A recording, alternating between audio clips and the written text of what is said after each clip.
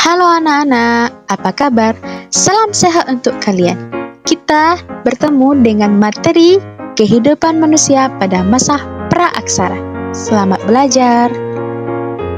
Nah, tujuan pembelajaran kita hari ini yaitu menganalisis kehidupan manusia pada masa praaksara. Mengenal masa praaksara. Masa praaksara disebut juga masa nirleka. Praaksara yaitu pra sebelum dan aksara tulisan, yang diartikan masa sebelum manusia mengenal tulisan. Nirleka yaitu nir artinya tidak ada dan leka artinya tulisan, yang diartikan masa tidak ada tulisan. Masa praaksara dikenal dengan masa prasejarah. Masa praaksara dimulai sejak manusia ada dan berakhir setelah manusia mulai mengenal tulisan. Berakhirnya masa praaksara tidak sama bagi tiap bangsa. Misalnya, bangsa Mesir dan Mesopotamia telah mengenal tulisan 3000 tahun sebelum Masehi. Artinya, mereka telah mengenal masa praaksara 3000 tahun sebelum Masehi. Masyarakat di Indonesia mulai mengenal tulisan sekitar abad ke-5 Masehi. Hal ini diketahui dari Yupa, batu tertulis peninggalan kerajaan Kutai yang terdapat di Muara Kaman, Kalimantan Timur. Kehidupan manusia pada masa praaksara dapat dipelajari melalui peninggalan berupa artefak dan fosil. Artefak adalah benda peninggalan buatan tangan manusia di masa lampau yang dapat dipindahkan. Fosil adalah sisa-sisa atau bekas-bekas makhluk hidup yang menjadi batu atau mineral. Periodisasi masa praaksara. Periodisasi atau pembabakan zaman di muka bumi dapat dilakukan secara pertama geologis, kedua arkeologis, dan ketiga perkembangan kehidupan manusia. Periodisasi secara geologis. Menurut para ahli geologi, sejarah perkembangan bumi terbagi menjadi 4 periode, yaitu pertama, zaman Arkaikum, kedua, zaman Paleozoikum, yang ketiga, zaman Mesozoikum, dan keempat, zaman Neozoikum atau Kenozoikum. Pada zaman Neozoikum dan Kenozoikum ada 2 zaman, yaitu zaman tertier dan zaman kuartier. Pada zaman kuartier inilah mulai tanda-tanda kehidupan manusia. Zaman Arkaikum, zaman tertua, berlangsung kira-kira sejak 2500 juta tahun yang lalu, sebelum terdapat kehidupan karena kulit bumi masih sangat panas. Zaman Paleozoikum berlangsung kira-kira sejak 340 juta tahun yang lalu. Muncul tanda-tanda kehidupan, antara lain munculnya binatang-binatang kecil yang tidak bertulang punggung, berbagai jenis ikan, amfibi, dan reptil.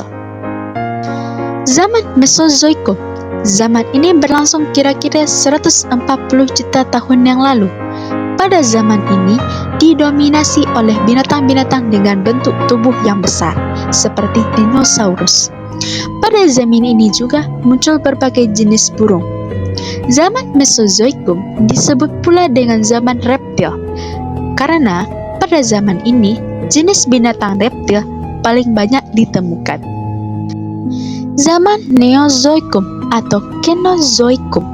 Zaman ini berlangsung sejak kira-kira 60 juta tahun yang lalu. Pada zaman ini terdapat 2 zaman. Zaman tertier, yaitu jenis-jenis reptil besar mulai punah dan bumi dikuasai oleh hewan-hewan besar menyusui. Contohnya, gajah purba atau mammutus yang pernah hidup di Amerika Utara dan Eropa Utara.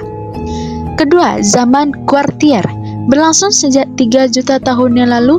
Zaman ini juga awal kehidupan manusia pertama kali di muka bumi. Periodisasi secara Arkeologis. Secara arkeologis, masa praksada dibeda menjadi dua, yaitu zaman batu dan zaman logam. Zaman batu adalah zaman ketika sebagian besar perkakas penunjang kehidupan manusia terbuat dari batu. Zaman logam adalah zaman yang ditandai dengan kemampuan manusia dalam membuat alat-alat dari logam.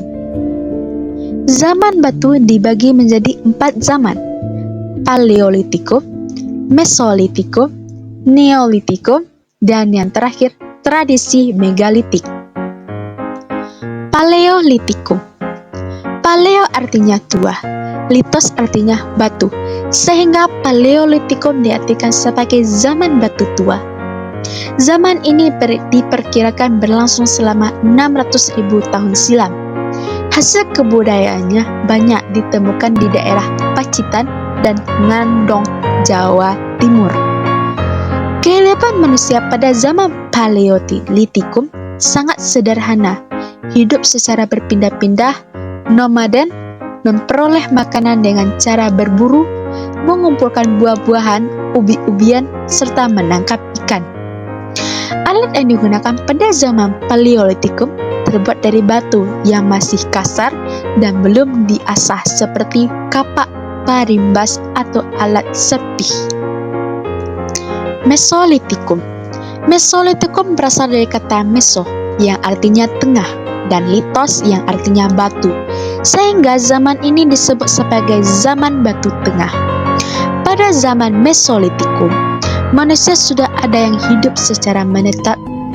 Ciri dari zaman ini adalah kebudayaan Kejauhan-Modinger dan kebudayaan Abdis-Saus-Roche. Kejauhan-Modinger. Kejauhan-Modinger berasal dari bahasa Denmark, yaitu Kyokan yang artinya dapur dan Monding artinya sampah, maka diartikan sebagai sampah dapur. Kejauhan-Modinger ditemukan di sepanjang pantai timur Sumatera, yakni antara Langsa dan Medan. Kejauhan-Modinger adalah timbunan kulit kerang dan siput dan sudah menggunung dan sudah menjadi fosil. Abdis-Saus-Roche. Abdis artinya tinggal, Saus dalam, dan Roche gua. Abdis-Saus-Roche adalah gua-gua yang dijadikan tempat tinggal manusia purba yang berfungsi sebagai tempat perlindungan dari cuaca dan binatang buas. Alat-alat yang ditemukan pada gua ini antara lain alat-alat dari batu, seperti ujung panah flak es, pipisan, serta alat-alat dari tulang dan tanduk rusa. Kebudayaan Abdis-Saus-Roche banyak ditemukan di Besuki, Bojonegoro, dan Sulawesi Selatan. Neolitikum. Neolitikum berasal dari kata neo, yaitu baru, dan litos, yaitu batu, yang berasal dari zaman batu baru. Manusia pada masa ini mulai hidup menetap dan mampu menghasilkan bahan makanan sendiri melalui kegiatan bercocok tanam. Hasil kebudayaan yang terkenal pada zaman ini adalah kapak persegi dan kapak lonjong.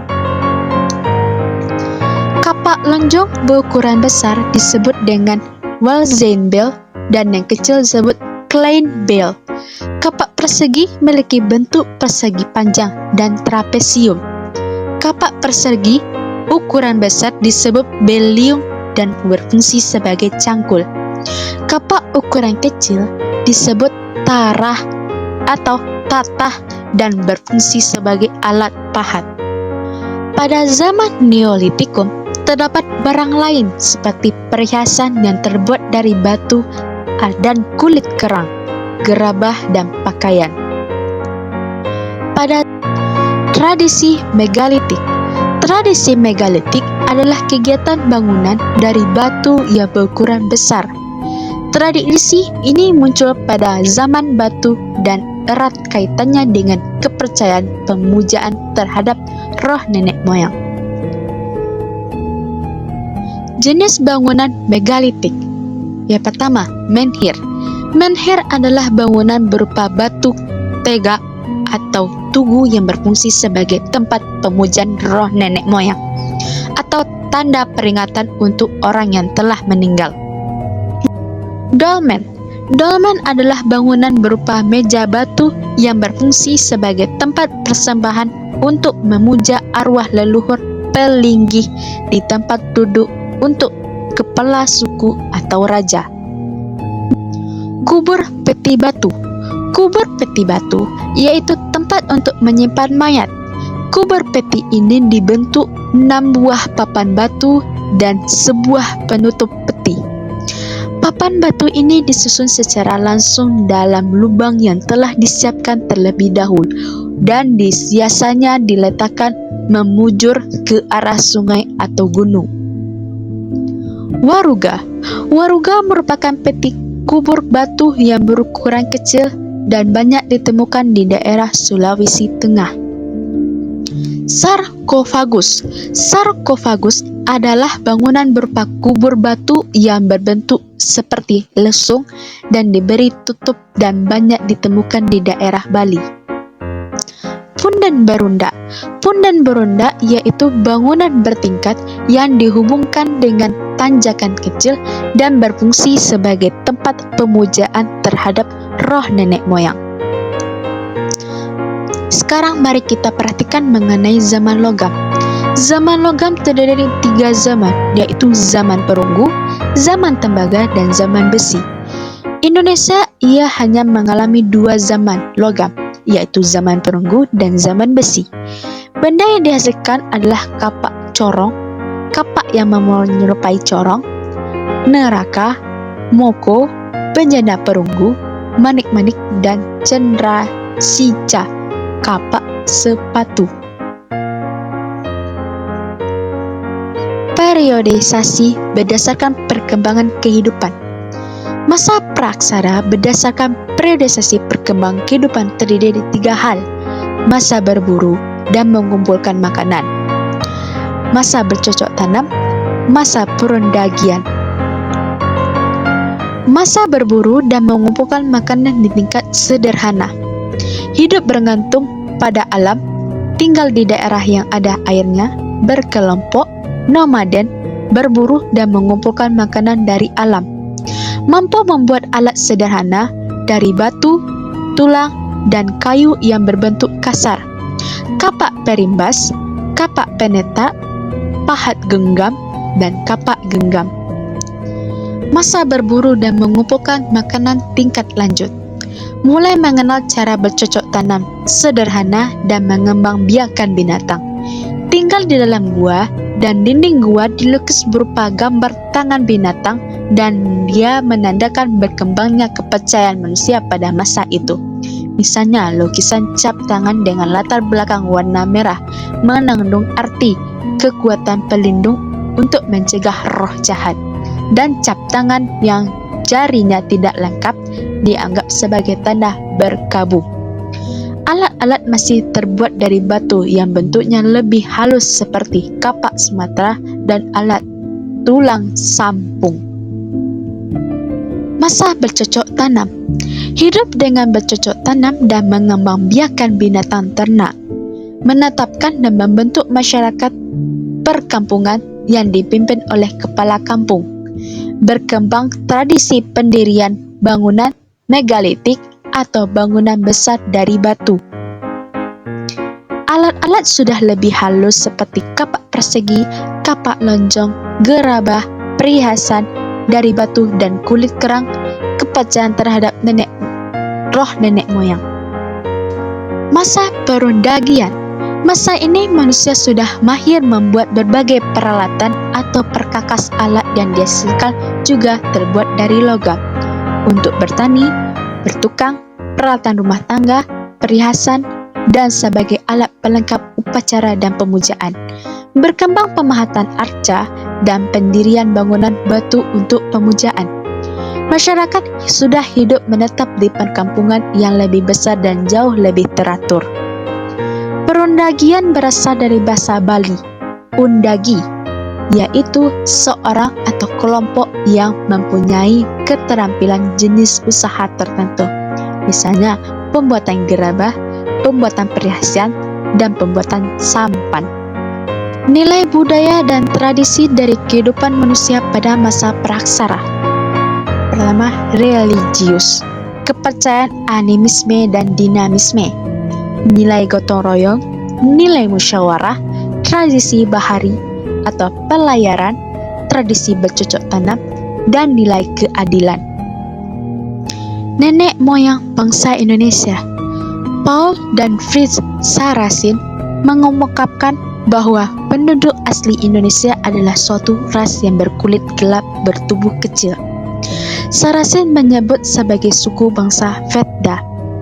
Orang Vedda kemudian menyebar ke timur dan mendiami wilayah Papua, Sulawesi Selatan, Kei, Seram, Timor Barat, Flores Barat, terus ke timur hingga ke Pulau Melanesia. Ras lain yang menghuni kepulauan Indonesia adalah Proto-Melayu dan Deutero-Melayu. Proto-Melayu dan Deutero-Melayu tiba di kepulauan Indonesia dalam dua gelombang kedatangannya, yaitu jalur barat dan jalur timur. Jalur barat berasal dari Yunan Cina bagian selatan, masuk ke Indochina, Syam, ke semenanjung Melayu, Sumatera hingga akhirnya menyebar di Indonesia. Jalur timur melewati kepulauan Ruki, Jepang menuju Thailand, Filipina, Sangir dan masuk ke Sulawesi Utara. Proto-Melayu berimigrasi dengan membawa perkakas dari batu berupa kapak persegi melalui jalur barat dan kapak lonjong melalui jalur timur. Suku yang tergolong Proto-Melayu adalah suku Mentawai, Dayak, dan Toraja. Gelombang kedatangan kepulauan Indonesia berikutnya adalah Deutero-Melayu, Melayu Muda, berasal dari Indochina bagian utara. Mereka memperkenalkan perkakas dan senjata yang terbuat dari besi atau logam. Suku bangsa yang termasuk Deutero-Melayu yaitu Melayu, Minang, Jawa, dan Bugis. Demikianlah anak-anak pelajaran kita pada hari ini dengan materi kehidupan manusia pada masa praaksara. Sampai jumpa di lain kesempatan dengan materi yang berbeda. Terima kasih. Assalamualaikum warahmatullahi wabarakatuh.